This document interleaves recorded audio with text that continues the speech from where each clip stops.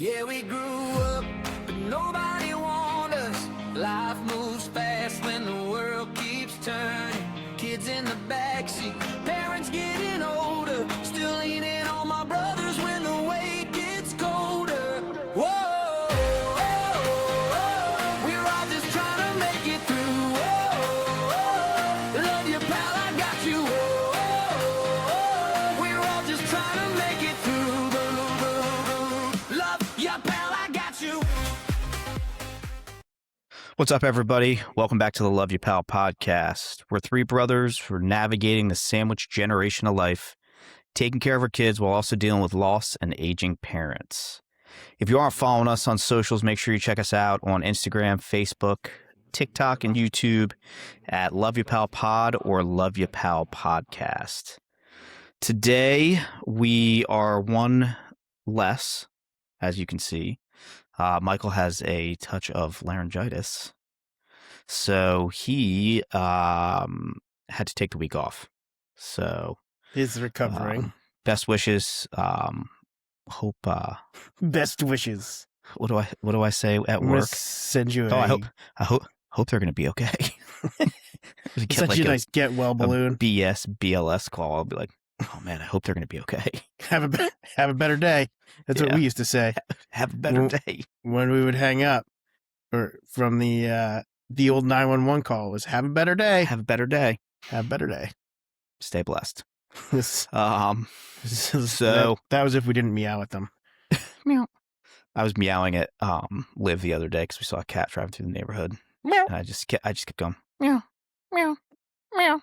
She's like, stop. I'm like, why? She goes, it sounds too real. Well, that's like every time we drive by cows, and I live in the country, so it's every day. My youngest, Evie, will go, cows, moo! Yep. So every time, and legitimately, we drive by cows every day. So, cows moo every day. Love it. Mm-hmm. All right. So I think today we're going to dive into some a little bit deeper stuff. Talking about, in the pre-show, we were talking, both of us have had a rough, probably couple weeks, just kind of missing dad, with some grief stuff and, continuously working through the process of grief, which is never ending, which is something that I know I'm learning. I think that, Jay, you're probably learning the same thing.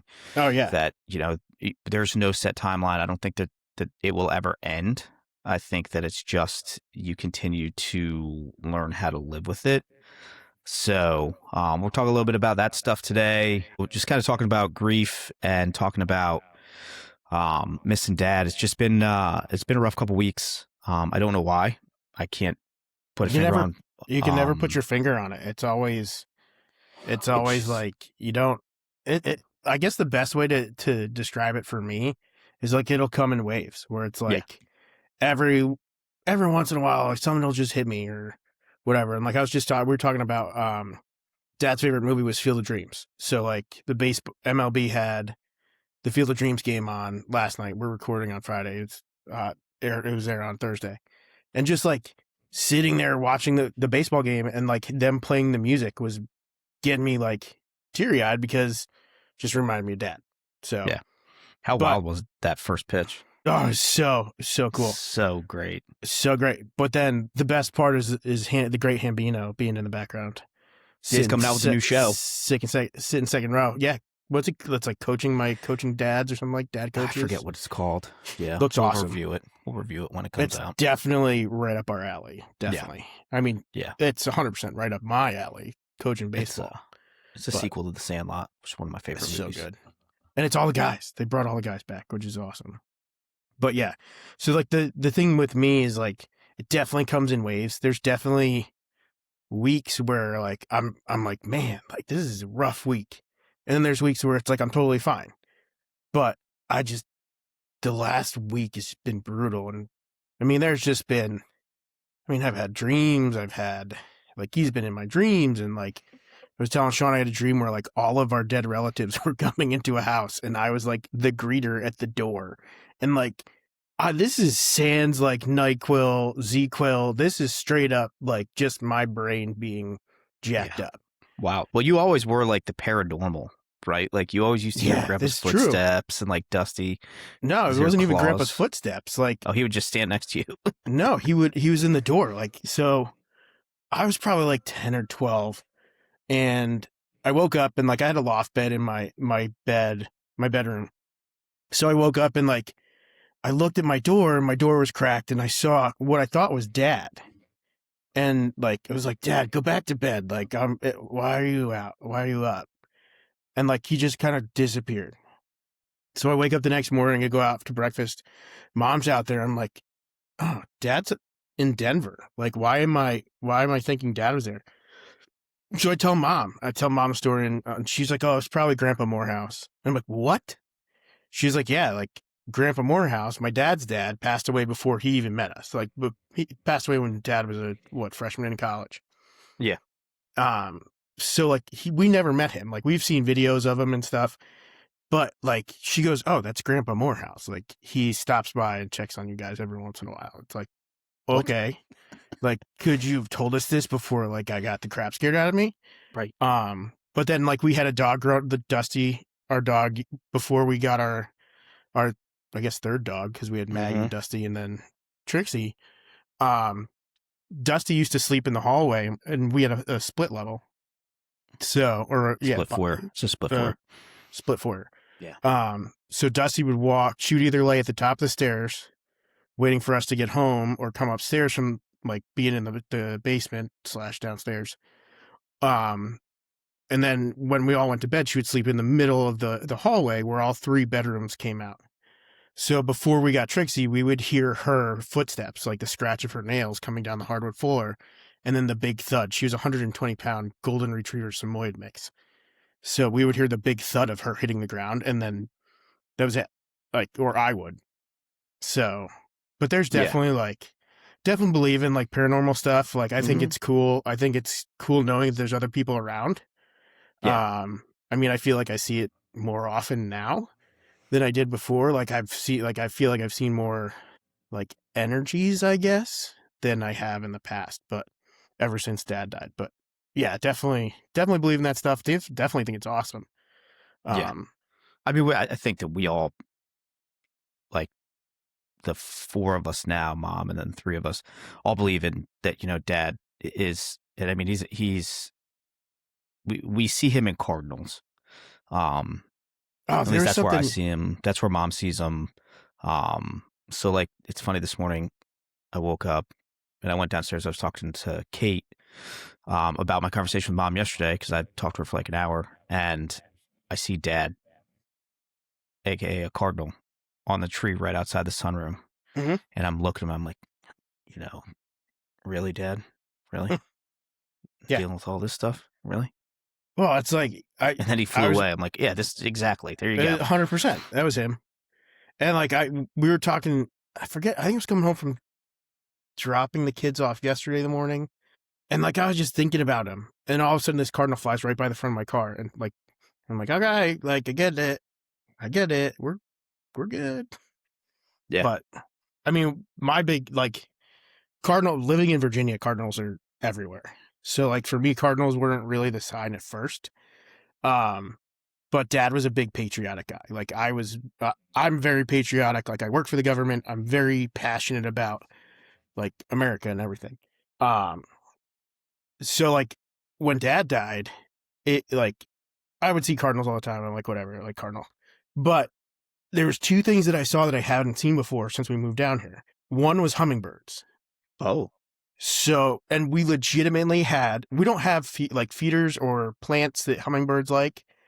And Liz and I are sitting on the deck. I think it was the week we got back after the funeral. And a hummingbird comes flying by and just stops. And it's like in between Liz and I on the porch, just hovering, like turning back and forth and looking at us. And I'm like, what's up, Dad? Like, we're good here. Like, just hovering. And I was like, it stayed there for probably 4 or 5 minutes. So that, and then bald eagles. Oh yeah, I see bald eagles all the time. So like there's a big nesting area by me. One of the lakes is like renowned for like bald eagles during mating season, nesting season. But they never come past our house. They always fly a different direction. And the month after he died, it was just bald eagle after bald eagle after bald eagle. And like one came and landed in the tree and just sat there while cool. we were outside. And it was awesome. So definitely believe in those signs and stuff. Yeah. The signs are, I think it's therapeutic. Oh, 100%. To an extent, like, that, and whether you believe in it or not, it's just that little piece of solace that you have that you see him and you're like, all right, still there. He's checking up on me, making sure I'm good. He knows Right. I'm having a rough couple of weeks. He's just checking in, making sure that, things are copacetic. Yeah. But yeah, I mean, I have not had as many dreams about Dad as you have. I know that you had a couple like right after he died, and then, but he's only come to me like twice. And it was within the last couple weeks that I forget what the dream was about, but he came to me. It was a longer dream. Like usually it's really short, but this time it was like longer. And, my analytical mind is like, well, what is he trying to tell me? What's going on? And I think it's just visiting. Like, I think it's just like, hey man, I miss you. Like, I just want to hang out for a little bit, even though you're sleeping, and, I'm going to freak you out a little bit because you're going to think about what this means. But like, he's just coming down and being like, hey pal, we're good. He probably thinks it's funny. Like, no doubt he thinks it's funny. He's like, I'm going to come to you when you're confused about this thing at work, and I'm going to be like, just hanging out and like drinking beers on the beach or something like that. And you're going to think like, oh, what is this sign? Right, it's literally just him going like, hey, we're just having beers. Like, but you're going to think harder and deeper into it, which is always funny. Yep. And he that's the kind of crap that he thought was funny too. Yeah. Yeah. It's always that little, like, just, I don't even know how to explain it. Like, it was always like the little things, right? Like, just catching his eye during like something like mom's going on a rant, or like Michael's sitting doing at Thanksgiving like, dinner. Yeah. Or like when we went over one time, and I don't know what we went over for, but we were like, I don't even think it was a birthday or anything. We just went over for dinner, and we're sitting there, and we're like, we had dinner or whatever, and Dad's like, oh, could really go for some Baileys. Got a new bottle downstairs. Let's do it. And like, I see Mom out of like the corner of my eye, and she's like, oh, here we go. And he and I proceeded to sit there and drink the entire brand new bottle of Baileys, and we're absolutely annihilated and just laughing our asses off. Well, that was the last Thanksgiving that we were up there. Yeah. I mean, when he he went to stand up and he couldn't. His legs didn't work. Now it's pre-surgery. And then Mom got all mad. Got off. You guys got him drunk again. Sure did. Happens. Sorry, he's going to snore tonight, Mom. Real bad. He's going to get up 17 times to go to the bathroom. So she used to get so bad when they would come down and we would drink a bunch of beers, and she'd be like, he's up there all night just peeing. Got to stop drinking all those beers before bed. Well, nah. You can do everything. You can do anything once, Mom, but we're not going to do that. That's not going to happen. No. Watching live PD. Live PD and Coors Lights is the best Friday and Saturday night with him. Friday and Saturday night ever. Mm-hmm. That's it. But yeah, I mean, I think like the grief aspect, no one really talks about it before you lose somebody. You're never prepared, no matter if it's a long illness or whether it's something sudden. You're never prepared for it. And then there's not a lot. I feel like there's been more out there recently. I think that the message is getting out. And I think that, our generation of folks is a little bit more open with our feelings and how things affect us, which is great because it allows you to know that you're not alone in this adventure. But at the same time, it's hard to relay that to our parents because they're still as stoic as, they've been. Like they don't like to talk about it still. That, and like, if you like think about like the push in mental health right now, and like it started a couple of years ago where it's like I think everybody has some level of anxiety / depression. Like it's everyone goes through a time in their life when you have that. And like myself, like I didn't know, I knew I had anxiety, let's say, but like I could handle it and I could control it. And then I switched jobs during COVID and moved. I can tell you And COVID like was I the went, catalyst for it. yeah. And like I went from working for the government to quitting my job at the government before I had started a new job, moving my family of 6 down to Virginia from New Jersey, going on a vacation internationally where we had to test to come back into the country. And I had to test on a Saturday and report to my new job on Monday. So like if I tested positive in St. Martin, like we would go away with my in-laws in St. Martin. And like part of the thing to get out of the country is you had to test for COVID, which was everywhere. So like we're waiting in line and my anxiety, like I am just dying inside.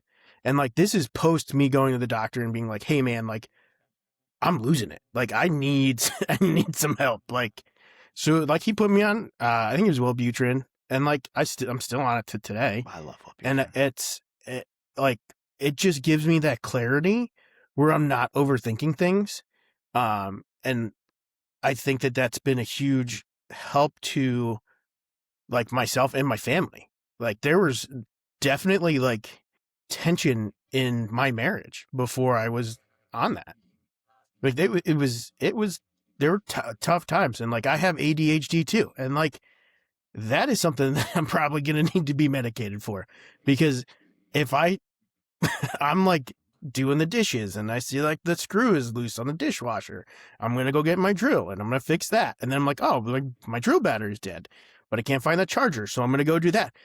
Meanwhile, the dishes are still not done, and I'm supposed to be cooking dinner, and Faucet's probably so still like running. I just don't know. There's just times it's just, you can ask my wife.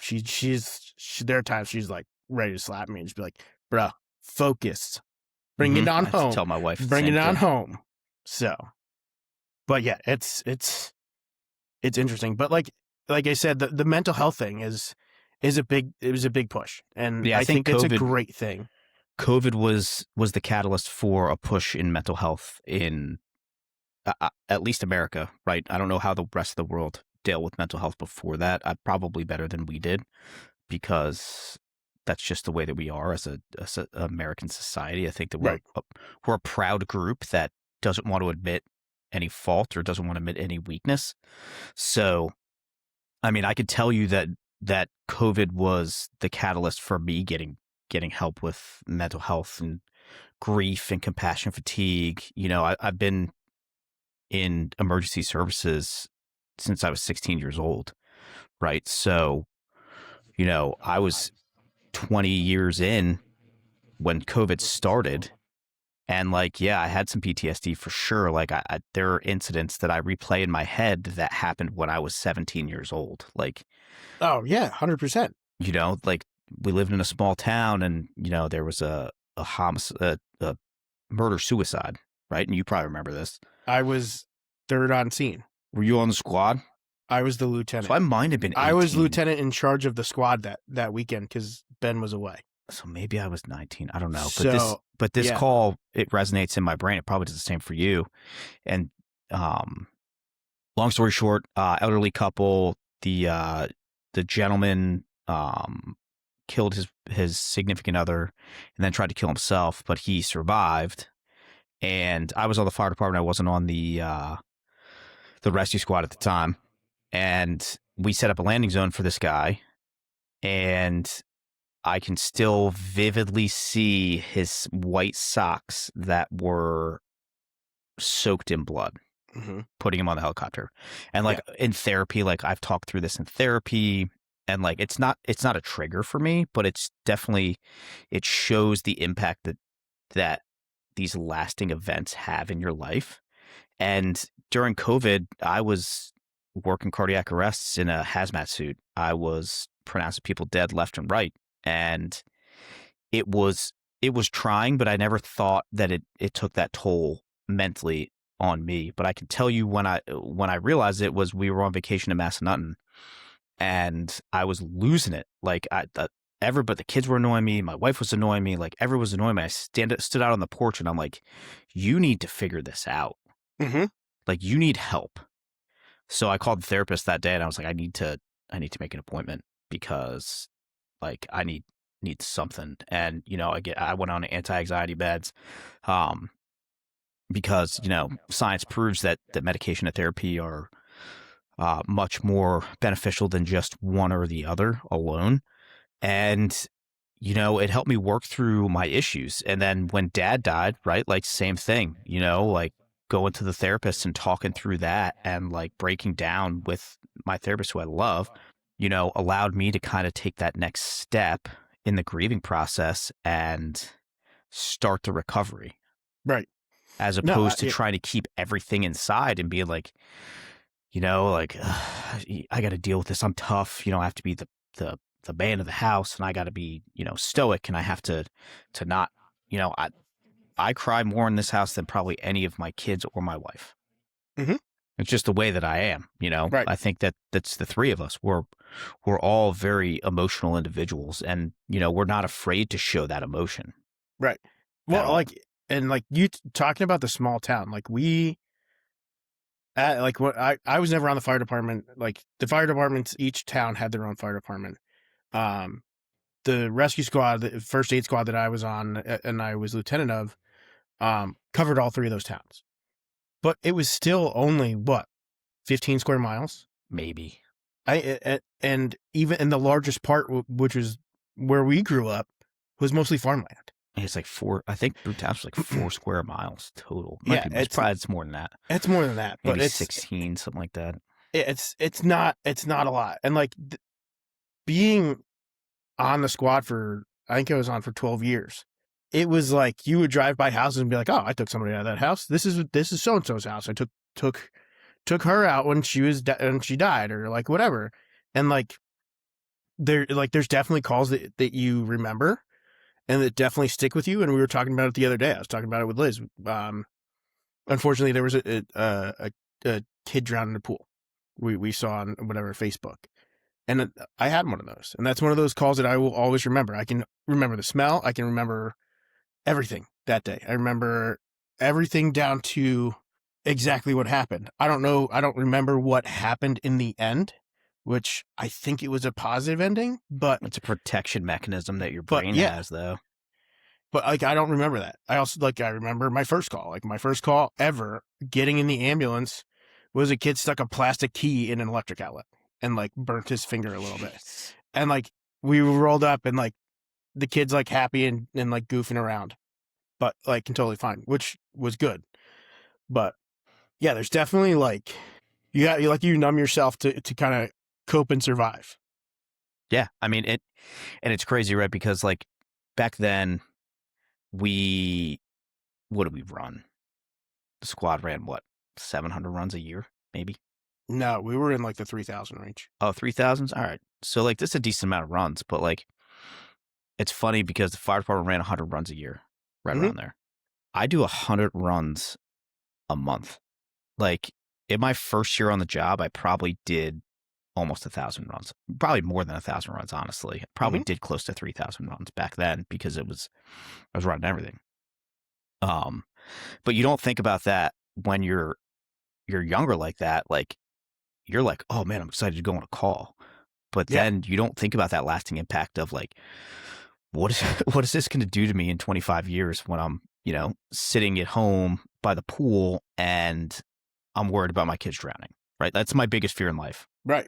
Well, hands down, 100%. Like I have a pool at my house and my biggest fear in life is one of my children drowning. Right. And like you have all the protections out there. Like it's fenced in.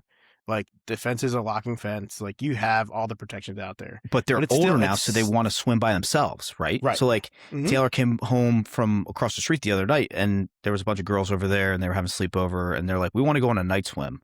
And I'm like, all right, we can go on a night swim. So she's like, well, don't worry, we'll be fine. I'm like, no, I'll be out there with you. Right. And I'm holding my iPhone up because our pool doesn't have like big spotlights because we don't do a lot of night swimming. And the pool light doesn't work because the electricity's all jacked up out there. This is another story. I'm holding my iPhone up with the iPhone light to count heads in the pool. So I held it Right. up for 20 minutes. They swam for 25 minutes, and I'm holding my phone up, trying to make sure. What is wrong You with need me? to get one of them Ryobi work lights. No, I'm going to put out get there. solar lights to put on the fence. But yeah, I mean, 100%. Like, we we have cousins weekend coming up, and we tend to imbibe a little too much. And last year we fell asleep in the pool with floats on, luckily. I fall asleep in the pool all the time. But I got some extra precautions this year. Walmart had their clearance for pool items. I purchased a new tube that has LED lights in it. Oh, nice. Yeah, we have Swan like that. And handles. So Oh, I will nice. be able to hold on, and you'll be able to see me when I fall asleep and wake up at Perfect. 3 a.m. Perfect. But yeah, it's I prepared this year. But yeah, it's crazy how your brain works, and it's crazy how you process this stuff, and then it all comes back again. Just that, and I love the fact I'm a big advocate for mental health. I have been since I started the journey. Being in the profession that I'm in, mental health was never in the forefront. When I started, even until COVID, it was suck it up, deal with the kid. You're going to be fine. You sit at the kitchen table, you drink a cup of coffee, and you forget about it, and you go about your day, right? Like when I worked in Jersey City, we would, my first cardiac arrest call where like we had a dead body. We left the scene, and my partner looks at me and was like, "What do you want for lunch? Chinese?" And I'm like, "What the, bro? Like what the what? You're talking about Chinese food right now? Like this guy just died, and this was like he's been dead for a minute type deal." Yeah. And he's like, "Hey, you want Chinese food?" Oh, and he had a lot of cats. And I'm like, "What? I don't want Chinese food now." Like, no, bro. I don't want to. No. Yeah, it's like you're mid meal, and you get the tones drop, and then you're like, oh, okay, we're going back to dinner. Like you just dealt with this person who's vomiting, and you're like, I just avoided vomit for 30 minutes in the back of an ambulance in like a closet. And no, I don't want to go back and eat dinner right now. Like, yeah, now I'm going to go back and eat my cold meal because I'm not going to warm it up because no, I don't know. Take that extra time. Wrap it up. I'll eat it tomorrow after I. No, that doesn't affect me now. I just it doesn't now. But when you're 16 and like, well, yeah, that's true. Like, because we all started when we were 16. Mm-hmm. So like, I think I started at 17 because I could drive. Yeah, but like, we had kids that were starting at 14, and like, just some of the stuff, man. Like when you were talking about the murder suicide, I thought you were talking about the one that happened in Boone. No, not that one. I was talking that you were too young for that one. That one I was not on. I think you were 15 because I had just joined. Like I was 16, like fresh. Yeah. Mom and Dad had to drive me to the firehouse to get on the fire truck. Yeah. So the one that I can remember, it was a murder-suicide, and it was a husband and wife with a young child. And the husband was having an affair, and due to religious reasons, they could not divorce. So the husband planned with his mistress. The mistress came down from New England and shot both of them, but murdered the wife and just glanced the husband. And it was right in front of the kid. And like, for me, as lieutenant, like I was in charge of the entire first aid squad at that point because, like I said, Ben was on vacation, the captain was on vacation. So like, there's videos of like me pulling up like in the response vehicle and like sat in the back of the ambulance, another town's ambulance, because both of ours were already there, and like transporting, with the kid. And like, I remember the kid just asking like, "Where's mommy? Like, where's mommy? Where's daddy? Where's mommy? Where's daddy?" And I'm like, "They're coming, bud. Like, they'll be here." And like, he was like 3, I think 2 or 3. And like, this kid has to deal with this for the rest of his life. Yeah. And like, has no parents because mom's gone and dad's in jail. And that was a big deal for us back then because, again, small town, right? Super small town. Like, you don't go to shootings in small town. like not normally, right? Like, meanwhile, now I work outside DC and I go to a shooting every month.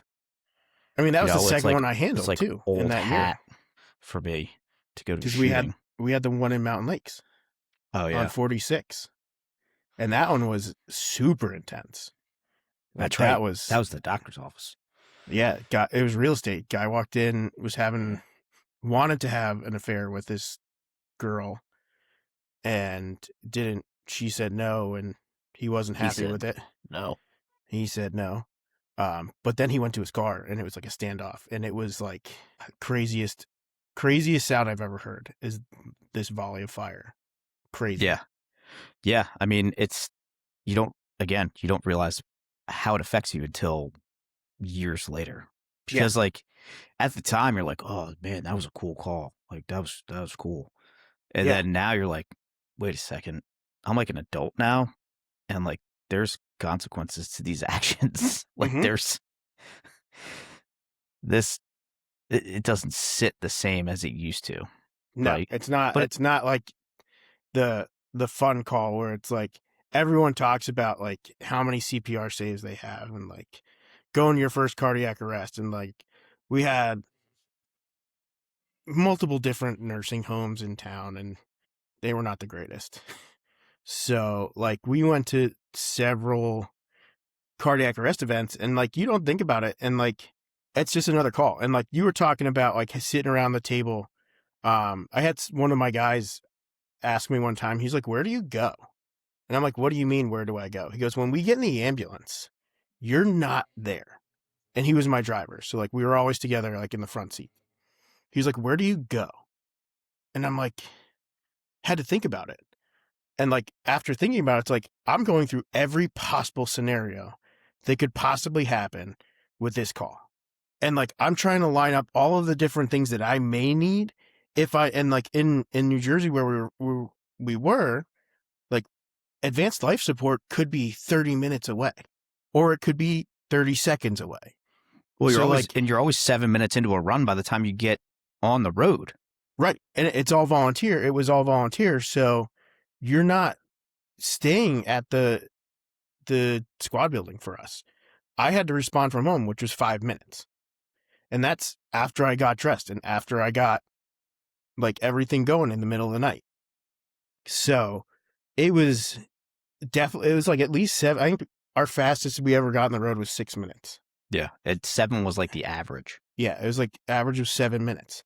And so at that point, that's a lifetime to someone who is having an emergency. I mean, we had the fire down the road, and from time of dispatch to water on fire was 13 minutes. It's pretty good. And like we're in the boonies, and like we had the town fire department come out, and there's a fire department closer, but I don't know, they might have been out on a run or something. Who knows? Yeah, I don't know how it works in where you So live. like they had to respond out. We're paid, luckily, with volunteers who live in the house. So, but yeah, 13 minutes. I mean, I felt like an hour. Well, Like we're I mean, watching this thing happen. dad's cardiac arrest, right? Right. At my house, like, and luckily, again, where I live now, we have career EMS. I wouldn't move anywhere where we didn't have, some sort of paid service to be able to come in a, adequate amount of time, right? But I think it was 4 or 5 minutes was the response time because we were right down the road from the fire station. Right. And it feels like a lifetime. And then they blew the address, and then I got really mad. But like that 4 or 5 minutes to those people feels like forever. Yeah. I mean, it's the worst. It is. And like being on both sides of it too. Like you don't like the mental load that you get, like being at the scene is different from the mental load that I got answering the call. Like I think it was my second night shift working as a 911 dispatcher. And I had a lady call up. It was an elderly couple. And like this lady was probably I think she was in her 80s. And like her husband went into cardiac arrest. She's 80 something years old. And I'm like, there's nothing I can do. And this lady's been with her husband for 40 or 50 years. And like, all I'm like, is there any way you can roll him over? She's just sobbing. She's like, I can't. I'm just too weak. I can't roll him over. And like, I'm on the phone with this lady for 5 minutes while the cops are responding. And it was out in Washington Township. So it's a big town out in Western Morris County. And like, it's agonizingly brutal. Because you Like, know the outcome at that point, right? Like 100%, you know the outcome. unfortunately, you know that this outcome is not going to be positive. No.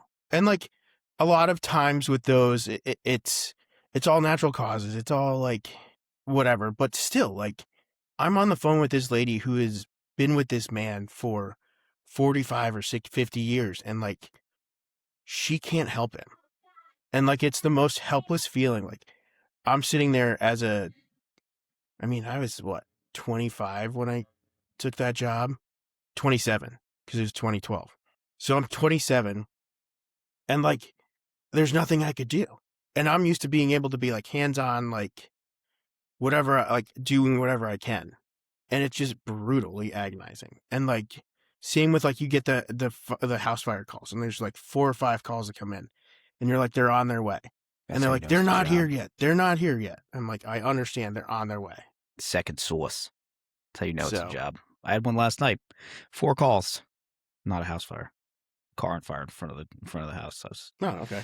And this is where we have a skewed sense of like reality, because I was like upset that the house wasn't on fire.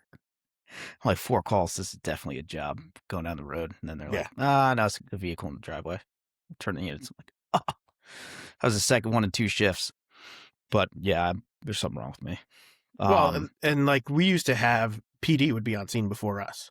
Right. So like, you would get the actual story of what was going on. Which is nice, because I don't have that now. Yeah, we don't. Doesn't happen here.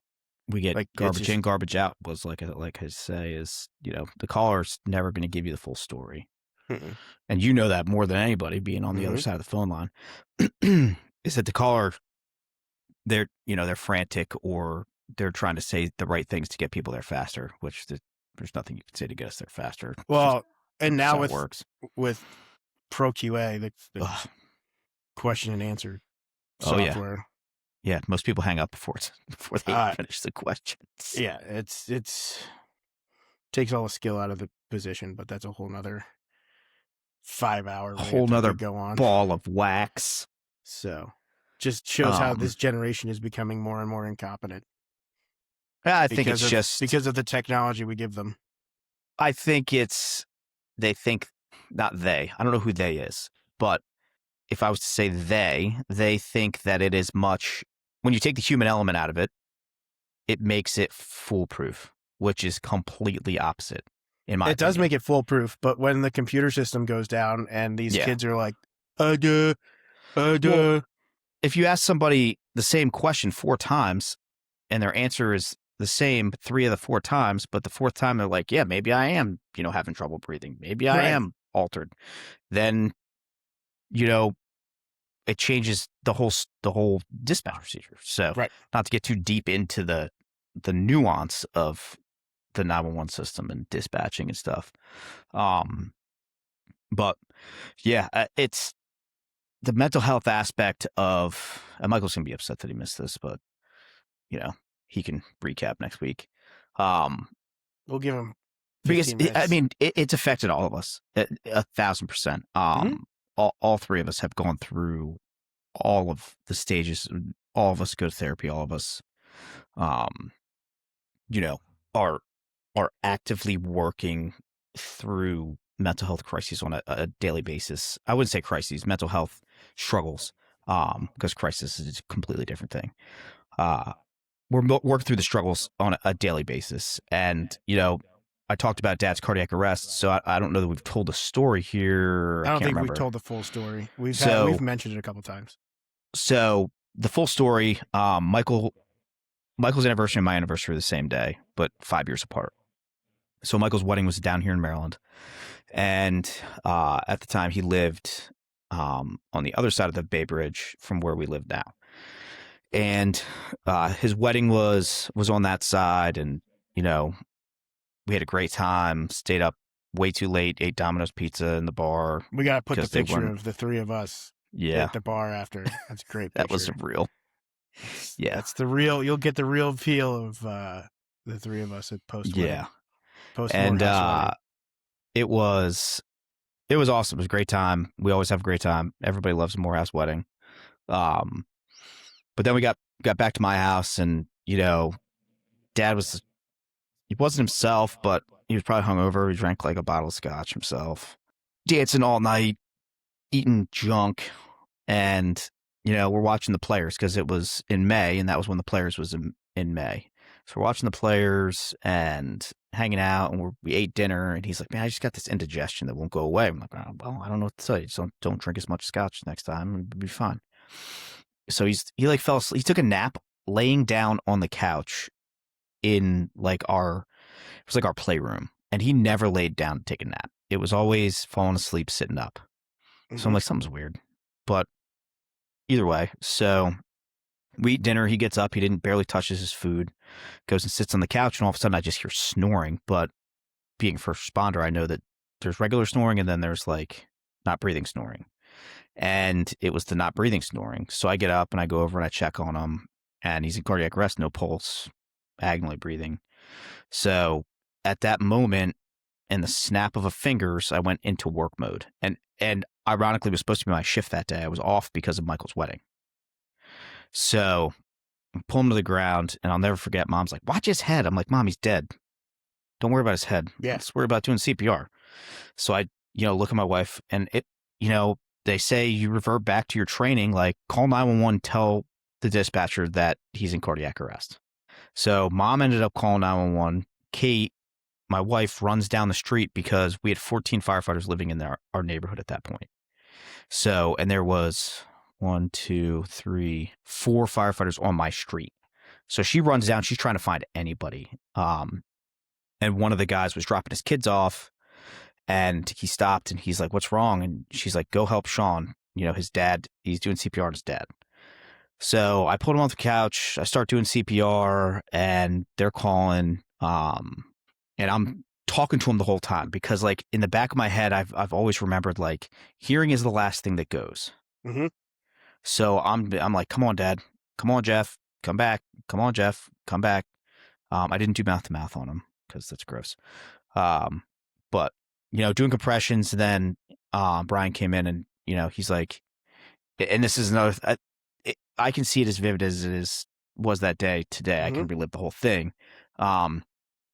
But Brian looks at me and goes, "I got this. Go ahead and be with your family." He's like, "That's where you need to be." And I looked at him and I said, "No, this is exactly where I need to be right now." Right. So the ambulance pulled up, and he took over CPR. I went out to the ambulance and brought them in, and I'm standing there, and it's weird being on the other side of the coin. I can tell you that, because you feel helpless. You really feel helpless at that point. So they put the AD on, they shock him, and I was like, thank God that was a shock, because that means that there's more hope than when there's not a shock. And they go through everything. The paramedics get there, the EMS supervisor gets there, the cops were there, like everybody's there. And all of a sudden, the one cop or the paramedic looks and he goes, "Hold on, he's back." So no shit, he opens his eyes and he's like looking around. And again, that's this son of a bitch. I'm like, this guy is just a real problem. Mm-hmm. And so they get him on the cot, they get him, wheeling out, and he's talking to Mom as he's getting wheeled out of my house. This doesn't happen. Like, if you're not a first responder, like if you don't understand kind of how this works with like your heart stopping and then at home, like I think that now it's more of a percentage. I think it's 7% out of hospital survival of cardiac arrest, of your heart stopping at home. So they wheel him out, they get him to the hospital, and like I have to call you because you had just left Maryland. No, Kate. So Kate called us, and she called me like 4 times, didn't answer. She called Liz, and Liz answers, and she's like, she couldn't get anything out, understandably, when we found out what happened. And like our aunt, Mom's sister, was sick. She had cancer, and like really sick. And sicker than we thought. And we sent her home we sent her to the hospital. We were like, you should probably go to the hospital from the wedding the night before.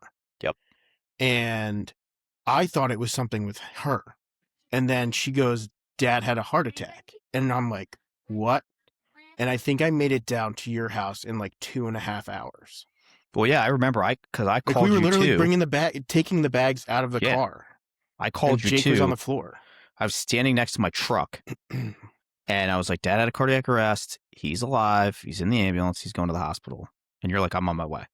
So that was the most nervous part, was driving to the hospital because, again, being a first responder, knowing what I know, people rearrest all the time. Like they'll go back into cardiac arrest. So I'm like losing my mind. Mom's in the seat next to me. Kate's behind me. And like, I'm trying to keep it together. And then we get to the hospital. He gets cathed. He has 4 stents and he's good to go. And the doctor comes out. He's like, are you guys sure he's 49 years old? Because his heart looks really bad for a 49-year-old. We're like, no, he's not 49. He's 68. Yeah. He's like, oh, okay, that got lost in translation. Yeah, he's born in 49. He's 68. Yeah, he's born in 49. Yeah. But yeah, and I didn't go to therapy after that. No. Like, I sucked it up. But I can tell you that going back to work, not only after that call, but after him dying, my trigger was 60-year-old men in cardiac arrest. Mm-hmm. Whereas a lot of people, it's kids. A lot of people, it's, younger people. For me, it was that age group. And then having to do like death notifications and having to do that stuff because it was me reliving that memory over and over and over again. Well, and like for me, I was always scared of peds. I was always scared of pediatrics because a pediatric patient could go from being perfectly fine to shitting the bed. Sorry, like, excuse the French, but it's exactly what happens is they can shit the bed very quickly. And I think Evie was born in 2019. When was that wedding? When was the wedding? 2017. Okay. So this is 2 years later. So Evie was born, my youngest, in 2019. We didn't know that she had a severe severe allergy. And she had what's called FPIES, which is a allergy, but it's not an anaphylactic allergy. It's not like if you touch it or like peanuts or something like that. It's actually an intestinal allergy where your body can't process that type of protein. So we didn't know this, but all of my kids when they were born were lactose intolerant. So they couldn't have regular formula. It's a real Morehouse trait. It's a real Morehouse trait. But so we used to give them soy formula. So Evie was, it was March, so she was just about 6 months old. It's St. Patrick's Day. I'm home from work. Liz is at work. I worked a rotating shift when I was with the government in the city. So there were days that I was home. So I'm home with her. It's St. Patrick's Day. I'm giving her a bottle, and like my kids always had reflux. Like they always threw up after a bottle to some extent. So she starts to throw up, and she threw up a little bit. I'm like, oh, okay, like we'll clean her up, all good. But it continues and it continues and continues, and like I think it was for probably about an hour. She threw up every like 10 minutes, and like at that point she was starting to like not look okay. I called Liz. I was like, hey, you should probably come home. The baby's sick. Like, so Liz gets home and she goes, holy crap, she looks like she's gonna die. And like for me, like I didn't even think about that. So we end up calling the ambulance. Ambulance comes and like thank God, like we knew all the first responders. Like I knew the cop that showed up. Cop came in, put her on oxygen. I knew the paramedic at that point, the first aid squad that we rode with had gone under due to lack of funding. So it was a paid staff. Luckily, I knew the paid paramedic that came, who I had ridden with for 15 years or however many years. She was a paramedic and I was an EMT.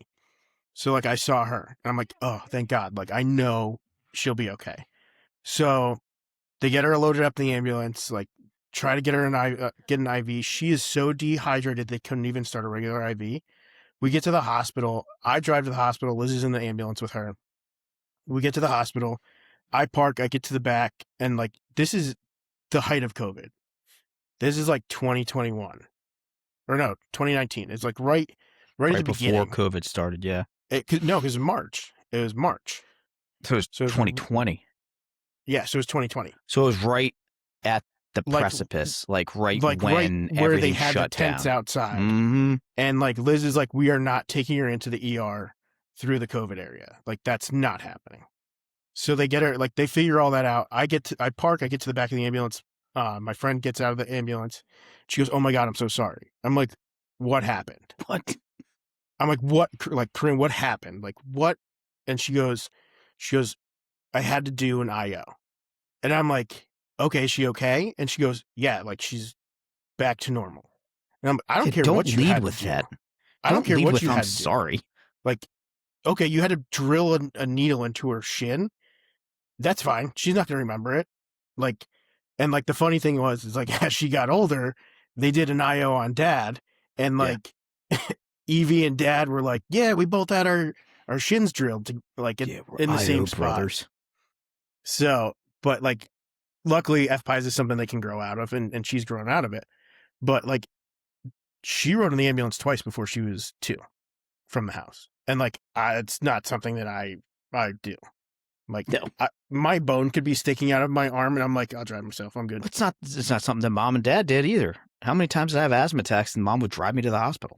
Yeah, I mean, I drove myself to the hospital for when we were here, and I thought I was having a heart attack, and I literally drove from work in 66 traffic to the hospital that I trusted. And like, I'm like calling Liz, and I'm like, "Hey, I'm gonna be late tonight." She goes, "Oh, what's going on? Like, you late meeting?" I'm like, "No, I'm at the hospital." She goes, "What?" I'm like, "Yeah, Miles, I'm fine now. I'm having some minor chest pain, but like, Just chest pains we're is fine. good. We're good. We're all right. Cardiac only runs in our family Right. on both sides." Yeah. I mean, we're, I think a good kind of like tie this all together is like, we're not immune to this stuff just because we're in the first responder community either. Right. Like, Mm-mm. we might know what to do a little bit more. And Mom and I had this conversation yesterday too about like just being medically literate. So understanding that you have to document things and you have to ensure that you have a trusted person with you when you go to the doctor, especially when you get older, right? Mhm. And you know, we have relatives that don't have that mindset and they're like, "Oh, I'll be fine." And no, like, you need to go to the hospital. Like, you need to go to the doctor. You need to have that singing because you don't want it to get worse and worse and worse. Mhm. And I think we're fortunate to have that. But also I think we're fortunate to be able to advocate for that for everyone that we meet. Like, even, you know, even at work, like, I'll go to a call and I'll be talking to the family after, like, we bring the person out and put them in the ambulance, take them to the hospital. Like, you know, being on the fire truck, we stay, and being a supervisor, like, my job is a family liaison. So like, I go and I talk to the family and I'm like, "Hey, make sure that you put if this person is sick and they have like chronic illness, write their name, date of birth, social security number, medications, allergies, and medical history, put it in a Word document, keep it on your computer, and print one out and put it on the refrigerator." Yep. Because, and that's for anybody. Like, if you're listening right now and you have parents that are aging and you may not live close to where they're at, do this. Because as a Like- first responder, that's the first place that I'm looking, is on the fridge for this information. Because that's all the questions that I need to ask someone that, you know, understands their medical condition and medical history are right on that paper. So it saves us as time as first responders from asking the questions. We can just go right, put them in the ambulance and go. Like, I advocate for that all the time. And people are like, "Oh my gosh, thank you so much. I never thought of that." Well, I mean, it's not something you're going to think of in your day-to-day life. Like, you're not sitting there watching, you know, the Today Show and they're not doing a segment on this. Like, Mhm. these are things that we unfortunately have experienced, and it allows us to have that information to be able to give to the world and give to, you know, our listeners and give to anybody that, you know, is willing to listen. Like, hey, this is going to make your life easier. It's going to give you some solace if you're not there. Right? Like, when Dad, after his cardiac arrest, we were in Maryland, you were still in Jersey. Yeah, for a But couple of years. we made sure that on his phone under the health information in his iPhone, he had all of his meds, all of his history, everything. Because that way, if God forbid something else happened, mom had that right in front of her, and we continued to update it throughout his medical journey. What we'll call it his medical journey. I think the Odyssey was easier than his medical journey. But he never did anything the easy way. No. Never. Nope. Nope. Always kept us on our toes. Yeah. Yes. Real. That he did. Real. Just it's a real situation. Interesting. Real situation. Interesting. God, it was a real situation there. But yeah, I mean, we kind of went all over the place, but I think, understanding where we're coming from and where what has brought us to understanding grief and understanding mental health and understanding that it's okay to not be okay is a super important thing to talk about. Yeah. And I think that was one of the hardest things that, like, for me is like it's learning to be okay with not being okay is one of the hardest things. Is like we growing up in our generation, it was like you're going to therapy, like, man, you must be crazy. Like you're going to, like, you're half a step away from a padded room. And like, while having 4 kids, I would love a padded room probably once a month just to decompress and be away. But, like growing up, like that was a stigma that was out there. And like, now I think I'm so happy that stigma is gone and like people are finally taking care of themselves. Cause like, while it's a difficult pill to swallow and at first, like your life after is so much better. Like therapy and like I was totally anti medication at first, and now I'm like, it's life changing. Like medicine is there to make things better, and like this is something that like you deserve to be happy. Like we only get so many trips around the sun, and like I think one of, like you say it all the time, like one of the things that we've learned from Dad's passing is like you have to cherish the time you have. Yeah. And like you don't want to be a miserable person during your time here. Like enjoy the time with your family, enjoy the time with your kids and make sure you have the happiness that you deserve. Yeah. I mean, whatever it takes to get you to a point where, you're happy and you're enjoying your life and you're an enjoyable person to be around, right? Coping mechanisms come in many shapes and sizes, whether it's exercise, whether it's meditation, whether it's, traveling, whether it's, taking a couple minutes journaling, anything that works for you. Like there's no prescription for it. And it's the same with grief, right? Like whatever it takes for you to get through the tough times, do it. And if somebody says like, "Oh, that's weird," be like, "Cool, you're weird." Like, this is what works for me. Like, who it's cares? not for anyone to judge. Like, what works for you is going to be what works for you. Like, for me, it's like I'll just go into the golf course, and like for me, having I had a hip replacement in December. Like, I went out yesterday and played for the first time, played 9 holes, and like I only got really played 6 holes because I got to the point where like I was starting to get painful. I was starting to get like tired, and like my doctor said, like it's going to take you a year to get back to normal. And like for those of you who actually know me, like my stuff is jacked up. It's real jacked up, and like after 40 years of doing it the wrong way, trying to figure out how to do it the right way is probably gonna take 40 years. But like just getting out there and just being out there with my buddy, just shooting the shit for 9 holes, like, and like the last 3 holes, like I was just helping him like adjust his game so he could play better. And like seeing other people succeed is one of my favorite things ever. Like if I can teach somebody one thing a day and see them succeed, like that's one of my favorite things ever. It's that social aspect, like I said in that golf episode, right? Like I don't play golf for the game. I play golf because I love hanging out with the boys. Yeah. And like we were out in like Front Royal, Virginia, which is just a gorgeous area up in the mountains. And like we went out and played 9 holes, and we went out and had this burger place, and then like the burger was phenomenal. It's probably the best burger I've ever had. It had boardwalk fries. It was just like a perfect day, perfect morning. It was like 3 hours and like total reset, which was awesome. Yeah. And it allows you to come back refreshed and ready to deal with everyday life, right? Deal with kids that are fighting. You know, summer's It's coming to been an so end, bad. and I'm so ready for my kids to go back to school. I will miss and for me, I think it's literally just sitting in the pool by myself, or like watching my kids play in the pool. Mm-hmm. Like, when was it? It was yesterday, Thursday. So Wednesday night, it was beautiful here on Wednesday.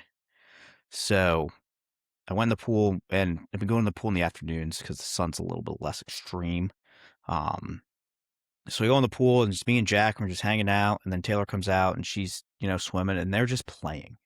And I'm sitting there in my spot on the edge of the pool, drinking a Coors Light.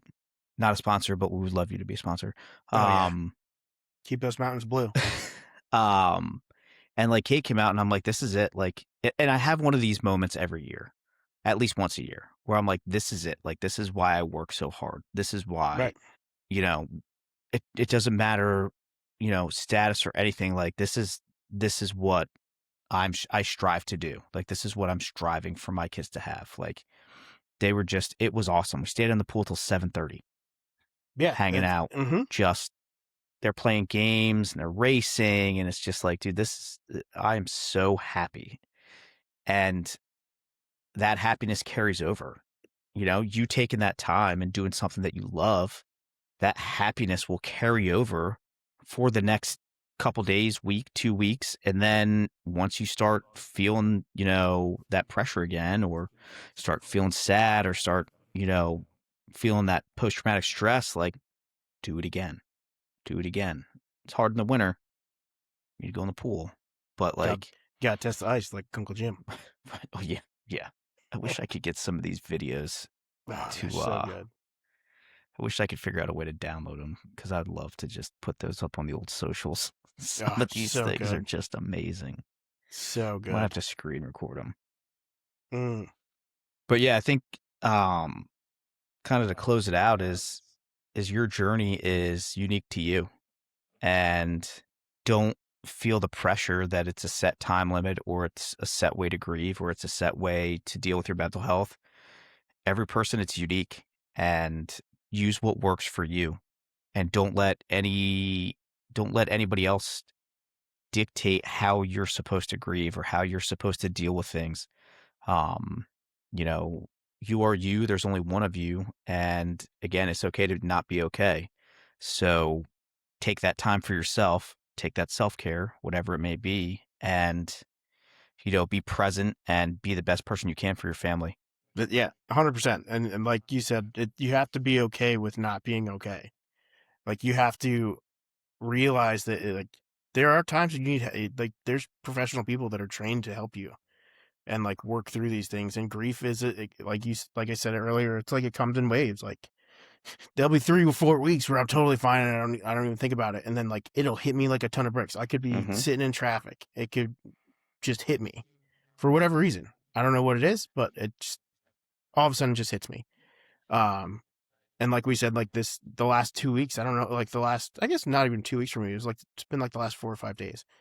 It's been like super rough. Like I just don't know what's going on. Like I just like I think it could be like for me, like I'm starting my new job on Monday, and like Dad was like my go-to. He was like, oh yeah, like you got this, like number one cheerleader. I read the post that I posted when he died, and it's like he was our number one cheerleader. Like Mm-hmm. no matter what, like he was there to support us. And that's, I think, one of the biggest things for me that I miss is like that cheerleader. But like we have each other, like we said last time, and Michael said it last time, like we're like a one of a kind kind of situation where like we have each other, and like we're always here like to back each other up and like cheer each other on. So, but yeah, you have to be okay with it. And like grief sucks. Bottom line in the story, like it Mm-hmm. sucks, and it's gonna suck forever. Like you said, like you're a different person after that parent dies, and absolutely 100%. But I take the lessons that he taught us, and like I keep pushing them forward. Like what can I do to help someone out? Like how can I make someone's day better? Like just saying hi to everybody or waving to somebody as you drive by. Like, he was classic for that. He waved at everybody. That's kids ask me all the time, why do you wave at everybody in the neighborhood? I said, so they know that I'm watching them. That's what he used to say. So they know I'm watching them. So they know I'm watching them. And I mean, like you said, that being a different person, it doesn't mean you're a worse person. It doesn't mean you're a better Right. person. You're a different person. And maybe it took, that Sentinel event for you to really take ownership of who you are or who you wanted to be, but were never able to. Mm-hmm. Right? But 100%. Yep. So I think unless you have anything else, we can kind of close it out. No, we should send Michael some Dayquil. Oh yeah, we should. Send him some Walmart Dayquil. Some chamomile tea. Some Chamomile Cepacol. tea. Cepacol lozenges. Yeah, he should be back next week. I don't know. Apparently he's got something going on. He said last time it took him 2 weeks to get back, so we'll see. Yeah, so we'll see. We'll make it next week. He can learn sign language. Right. We'll just hold up signs. Cue cards. He gets a yes or a no. That's it. Right. That's it. That's all you get. That's all you get. Agree or disagree? Yeah. Thumbs up. Thumbs down.